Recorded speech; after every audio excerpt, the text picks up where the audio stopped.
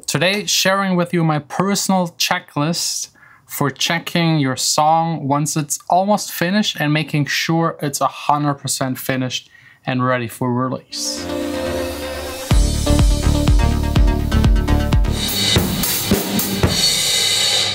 Getting better. Practice is the key to everything in life, especially playing instruments. Just started like 2 months ago. And also when it comes to music production, started like 15 years ago. It's been a while, but I'm getting better every single day, a tiny bit. Also, the studio gets every single day a tiny bit better. With my most recent edition, maybe being a little overkill, but it is just fun.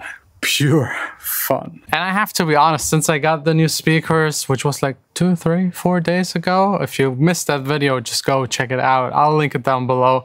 Really amazing getting these, unboxing them, putting them in the wall, showing you how it's actually done. Ever since I have them, it didn't work as much. I was listening to a ton of music, a ton of music, just to get used to the speakers, and also just because it's so much fun. Today is the first day where I'm actually working on music, actually using them to produce music.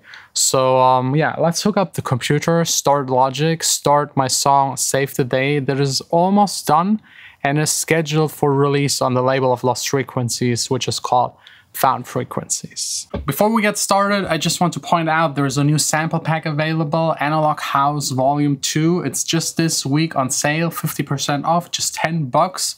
Plus, if you order right now, it's linked down below in the description, all of my old sample packs, a bunch of gigabytes worth of samples, one-shots, and presets for Serum, all included. So definitely go check it out. It's the stuff that I actually use to make my music, and I hope it helps you to also make your music. Now let's get started. I open up the project. We're right now at 71 tracks. I ordered it already. That's like point number 1, have like a system and order within your track and for all of your tracks. So I personally have my kick at the top, then all of the drums, then the bass, then vocals, main melodies, effects, like ordered kind of by frequencies a lot of. And then the first thing I do is just loop up the main section of the song and go through every single element. For example, right here, I've soloed the kick. And now I already started a little like going through the frequencies.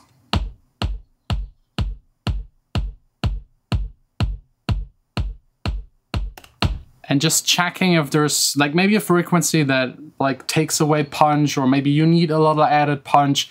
And I always do that in solo and also with the entire mix on to adjust it to the other elements. Then also I compare it to other songs. Like other songs have different elements in them that take different roles. So for example, the kick gives you the 4 to the floor kind of punch in the low end, then a bass. And if I listen to another song and they have like 2, 3 other elements in there and I'm lacking something in that frequency, I think about if I need something to take that role that plays in the song and add it, or I just like say to myself, I want a song that just doesn't have it. And that's also true not only for like the main section of the song, every section of the song, I kind of think about it separately and mix all of the elements within that section to another. So sometimes, for example, if the kick is perfectly loud for the drop, it might be too loud for the verse. So I just copy down the kick, lower it by a couple of dB, and make sure that all of these sections within themselves sound good. Then of course checking the final levels, that's very simple. It's a little overrated, it's part of mixing. You just listen to the song, and if the vocal is too loud, lower it. If the bass is too loud, lower it. Usually the bass and the kick are too loud, especially when beginners make songs. They want to have a lot of bass in there, but bass usually clutters up the mix and takes away all of the space of all of the other elements. Then arrangement, very important. As you can see right here, we got a clear structure in the song. We have like the intro section where it's like a vocal and chords. Then we have the drop section that has like the main elements in there. Let's maybe just listen to it really quick.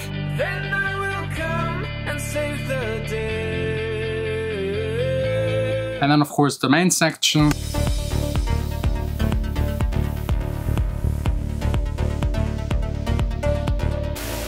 And also here, part of the arrangement is automation. I recorded right here the main synthesizer, which is the OB6, a synthesizer that is right now not here, it's downstairs for the live setup, but I automated while recording it.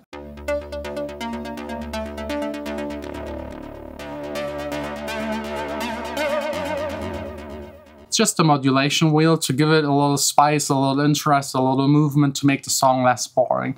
Very important for electronic music because it's usually musically not that exciting. It needs to be sonically exciting and things need to happen. Also, what I just realized while playing to you, the guitar, it's not in time. It's not really 100% in time, which is no problem. You just use flex pitch, mark everything, hit Q to quantize it, and then it should be on beat.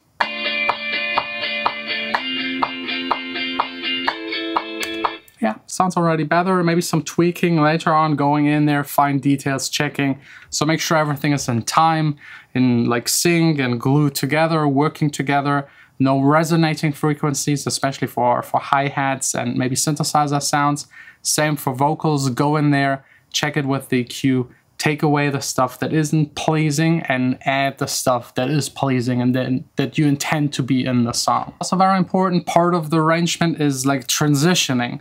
Let's listen really quick to the main build-up and drop of the song.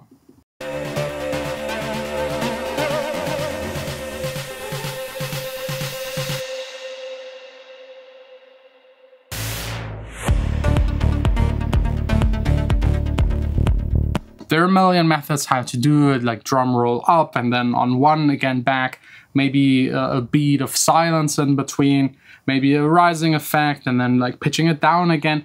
It just needs to sound natural and in time and like be exciting. And if nothing helps, just slap some transitional effects on top. We got some of these in the sample pack, like rising effects, stop effects, white noise, crashes for like the one again.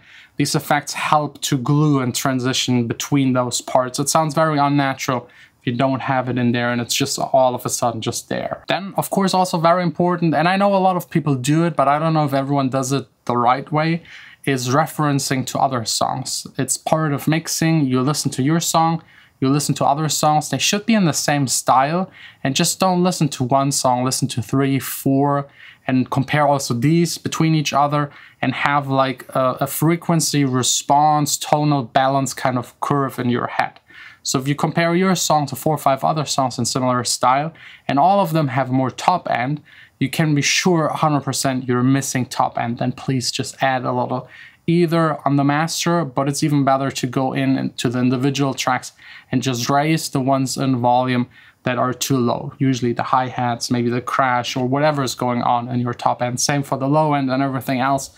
If your song is too muddy, too bassy, then just reduce the bass. That's usually the first fix. And the rest of the tips are more like mental stuff. Take breaks, listen to the song again on the next day, take a break and like listen to other music. Take your time. There is no rush in finishing songs. There are no deadlines. You should make something you're proud of and that you think is perfect and perfect enough to be shared with the world. Don't leave any mistakes in there. It's like you will hate yourself like looking back onto the song in a year and just thinking about why you didn't do it. So don't be lazy when it comes to finishing tracks. I know it takes a lot of time and effort. It's annoying. The song right here, like the general ideas are right there for like a year or plus. But like the finishing touches usually take like the longest, getting those 5 last %.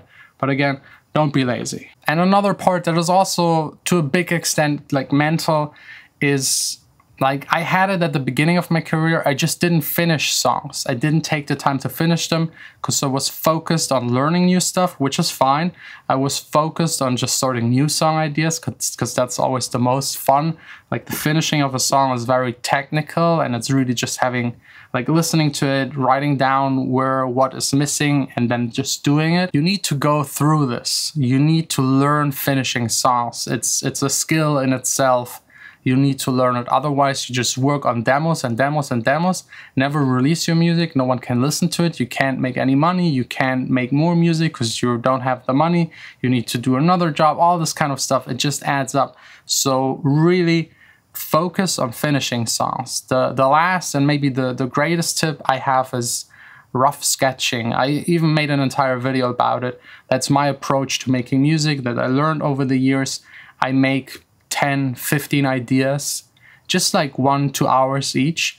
And then I listen to all of them and pick the one that is the best out of these, and then finish it. This way I end up with a song that is like the best out of 10 or 20, and I didn't waste that much time. If you start a song, put a lot of hours into it, and then realize the chords aren't the nicest, the melody isn't the best, the synthesizer sound, the main one, isn't the best, and then you go back and forth, and try to rescue something that wasn't good from the beginning, make sure to just make a bunch of stuff, pick the best, and then bring it to the finish line. I will now just spend a couple more hours getting the song to finished, and then send it off to other producers and friends to get feedback from them. Also very crucial, there might be just stuff you have overlooked, or maybe you're a guitar player, you hear immediately that the guitar needs to be more in time, but you're not maybe so focused on drums. So send it to someone that is focused more on drums, maybe a drummer, or maybe someone that does a lot of beats, and they will tell you stuff that you don't even really hear. So make sure you make something that is as perfect as possible on every single level and release it. Put it out there. Even if it's not perfect, even if it's not there yet, releasing it will bring you forward in your music career. Not releasing it is a whole bunch of wasted time. This song, for example, I've spent probably 80, 90 hours on it in total, which is ridiculous now listening to it, because there is not a lot in there, but it took me a long time to figure out how to get there. And if I now just don't release it, it's a missed opportunity, and it's a bunch of wasted time. So I hope these tips help you. Let me know in the comments what are your tips and greatest advice for finishing songs. How do you push yourself to the finish line? I myself just force myself a little. It's sometimes also part of making music and being creative, like forcing yourself to just get shit done. Anyways, thanks a lot for watching. Again, don't forget the sample pack, a link down below. And tomorrow, back here in the studio, another vlog, another day.